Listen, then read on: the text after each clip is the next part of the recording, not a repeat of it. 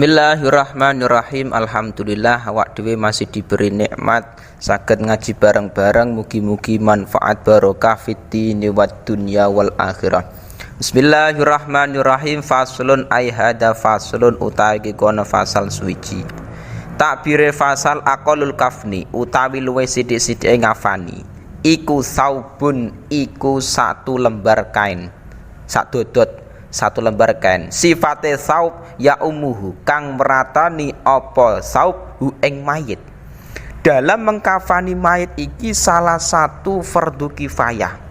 Nah, fardu kifayah mengkafani mayit iki kita harus ngerti minimal yang bisa mencukupi dalam mengkafani mayit bagaimana, sunai mengkafani mayit bagaimana. Iki kita harus ngerti. Dalam minimal mengkafani mayit iku akole minimal iku satu lembar kain yang bisa menutupi seluruh tubuhnya mayit. Satu lembar kain, baik iku laki-laki ataupun perempuan sama hukumnya. Tetapi wa akmaluhu utawi luwih sempurnane ngafani kanggone sapa? Lirajuli kedue wong lanang iku salah sulafa ifa iku telu pira-pira lapis. Ketika nantinya kita pengen ngafani mayit sing di situ kepengen mendapatkan sunnah, pengen mendapatkan akmal sempurnane. Lah niku 3 lapis kain, 3 lembar kain. Sing 1 lembar kain iku berarti minimal, sing wajib niku 1 lembar kain. Nah, sing penting bisa menutupi seluruh tubuhnya mayit. Lah, misalkan kita pengen mendapatkan kesunahan iku 3 lapis untuk mayit laki-laki. Adapun mayit perempuan bagaimana? Walil mar'ati lan kedue wong wedok. Mayit wedok iki menyimpan mubtada ai waqmaluhu lil mar'ah komisun, menyimpan mubtada. Walil mar'ati lan kedue wong wedok komisun iku baju kurung, wa khimar lan tapeh. Tapeh iki penutup kepala utawa ada yang mengatakan kerudung. Wa izarun lan sarung. Walafa fatani lan 2 lapis. Jadi dalam mengkafani perempuan sendiri kita tidak sama dengan mayit laki-laki. Nek mayit perempuan iku mengkafani akmale sing sempurna iku 5. Yang pertama berupa komis iki baju kurung. Baju yang di situ memang dipakai di tubuhnya. Jadi di badannya iki namanya komis.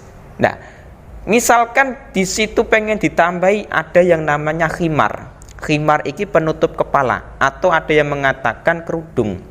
Khimar. Jadi komis dengan khimar ki beda. Nek khimar iku dipakai di kepala, nek komis iku di badan. Wa izarun dan izar. Izar iku sarung. Nah, kalau izar iku dipakai di bawah di antara di bawah pusar niku jenenge izar. Sarung. Nah niku izar beda dengan khimar dan komis. Beda. Nek izar iku dipakai di bawah pusar, di bawah udel. Walafa fatani dan 2 lapis. 2 lapis kain iki menutupi semuanya. Jadi dalam perempuan iki ketika kita pengen mengkafani minimal 1 lembar kain, tetapi nek pengen sempurna iku dikafani 5. Komis, khimar, izar terus 2 lapis. Niku dalam mengkafani mayit. Terus permasalahan kita ketika nantinya di masyarakat mengkafani mayit, apakah di situ harus menggunakan kain putih apa enggak? Misalkan di masyarakat pengen mengkafani mayit dengan menggunakan kain yang tidak berwarna putih bagaimana? Berwarna merah misalkan, tampil beda. Dan niku Imam Qulyubi mengatakan qala al-Qulyubi wa yusannu fil kafni al-abyadu. Jadi dalam mengkafani mayit iku sunai menggunakan kain kafan putih. Wal malbusu adapun kain yang dipakai ketika dia masih hidup aula iku luwih utama minal jadid. Ketika nantinya kok mayit dikafani dengan kain kafan sing pernah dipakai ketika dia masih hidup. Jadi misalkan si A meninggal. Nah, sebelum meninggal dia itu sering memakai kain yang di situ dipakai ketika dia masih hidup. Nah, terus ketika dia meninggal pengen dikafani dengan kain yang dipakai dulu. Iku boleh. bahkan iku lebih utama daripada kain yang baru. Jadi kain yang pernah dipakai ketika dia masih hidup, misalkan dibuat untuk mengkafani ketika dia meninggal, boleh. Yang penting bisa menutupi seluruh tubuhnya mayat. Itu dalam kitab Safina kan minimal demikian. Wa yajuzu ghairuhu, misalkan dikafani dengan selain putih bagaimana? Boleh. Wa yajuzu ghairu mimma yajuzu lubsuhu hayyan walau min sya'rin au wabazin au wabarozin au wabarin au tinin. Misalkan kok di situ mayat dikafani dengan selain putih, hukumnya boleh. Tapi sunai mengkafani mayat iku menggunakan kain putih. Nah, ketika nantinya mayat iki pengen dikafani dengan menggunakan kain kafan sing berupa sutra, bagaimana? Laki-laki misalkan, wayah rumulan haram al hariru opo sutra lirojul, bagi laki-laki iku tidak boleh dikafani dengan menggunakan harir sutra. Dengan catatan apa itu hukum haram? In wujida ghairuhu, ketika nantinya ada selain harir. Jadi memang ketika di situ kok ada kain selain sutra, iku harus dikafani dengan kain selain sutra. Nek misalkan dikafani dengan kain sutra nggak boleh. Soalnya apa? Ada kain lainnya selain sutra iki mau. Wa misluhu al-muz'afar, dan begitu juga tidak diperbolehkan mengkafani mayat dengan menggunakan kain kafan sing dilumuri dengan minyak za'faron. Jadi kain kafan dilumuri dengan minyak za'faron terus digunakan untuk mengkafani mayat. Itu menurut Imam Qulyubi tidak boleh. Terus permasalahan kita lagi, ketika nantinya mayat sudah diwudui. Jadi mayat itu kan wajibnya dimandikan. Nah, adapun diwudui iku hukumnya sunnah. Ketika nantinya mayit iku sudah diwudui, sudah dimandikan, terus dipegang oleh orang yang bukan mahram. Jadi dipegang oleh orang yang bukan mahram, iku apakah membatalkan apa gak wudune? Jadi mayit sudah diwudukan, terus dipegang misalkan lain jenis, jadi beda jenis, laki-laki dan perempuan beda.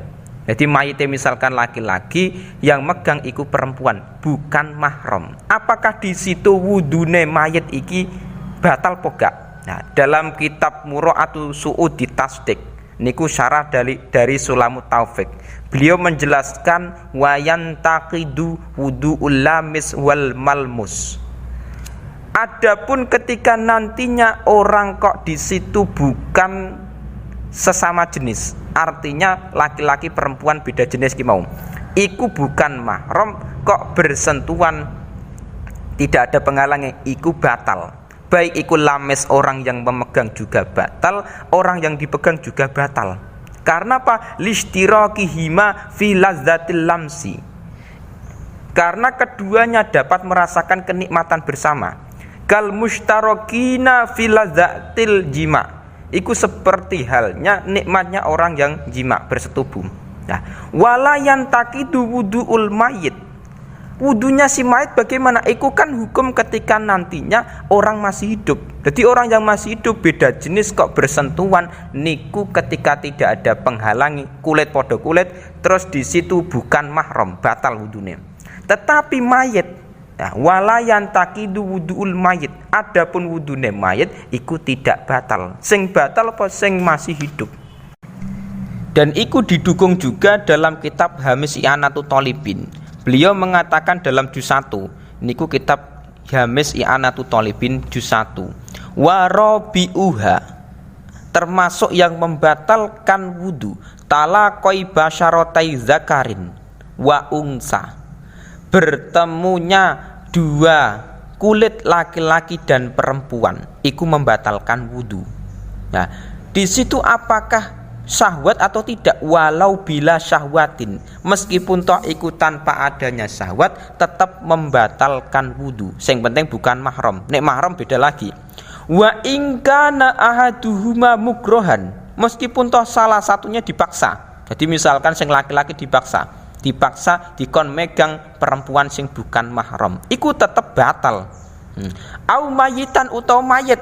Jadi misalkan ada perempuan meninggal dipegang oleh misalkan si Zaid.